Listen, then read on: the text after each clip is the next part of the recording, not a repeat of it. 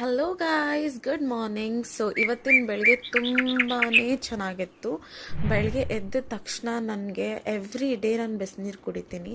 So ನೀವು ನೋಡ್ಬೋದು, ಗ್ಲಾಸ್ಗೆ full ಬಿಸಿ ಬಿಸಿ ನೀರು ಬೆಳಗ್ಗೆ ಎದ್ದ ತಕ್ಷಣ ಫುಲ್ ಸ್ಲೀಪಿ ಮೂಡಿಂದ ಆಚೆ ತರೋದಕ್ಕೆ.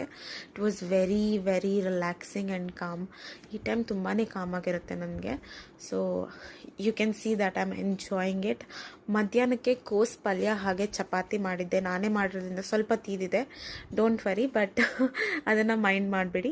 But it was very yummy. No oil, zero oil, literally zero oil. ಮತ್ತು ನಾನು ಮಧ್ಯಾಹ್ನಕ್ಕೆ ಕರ್ಡ್ ರೈಸ್ ಮತ್ತು ಪಲ್ಯ ತಿಂದೆ.